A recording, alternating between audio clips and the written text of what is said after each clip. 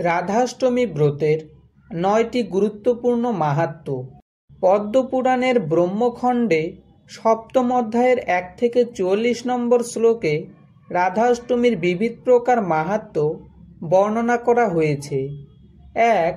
যে ব্যক্তি একটিমাত্র রাধাষ্টমী ব্রত পালন করেন তিনি কোটি ব্রহ্মহত্যা পাপ থেকে মুক্তি লাভ করেন।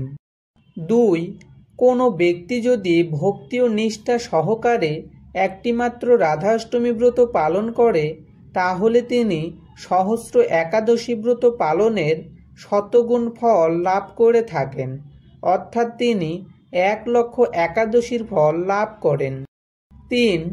একটি রাধাষ্টমী ব্রত পালনে পর্বত পরিমাণ স্বর্ণদানের ফল লাভ হয়ে থাকে। ৪. একবার রাধাষ্টমী ব্রত পালন করলে সহস্র কন্যাদানের ফল লাভ হয়ে থাকে। ৫. একটিমাত্র রাধাষ্টমী ব্রত ভক্তি সহকারে পালন করলে সকল তীর্থের ফল লাভ হয়ে থাকে। ৬.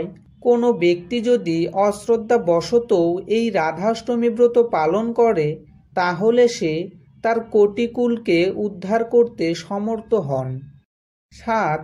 কেউ জেনে বা না জেনে এই রাধাষ্টমী ব্রত পালন না করলে শতকোটি কল্পকাল তাকে নরকে অতিবাহিত করতে হয়। ৮. কোনো নারী যদি এই রাধাষ্টমী ব্রত পালন না করে তাহলে তাকে নরকে গমন করতে হবে এবং কোনো পুণ্য প্রভাবে যদি সে আবার মনুষ্যদেহ লাভ করে তাহলে সে অকালে বিধবা হবে। ৯.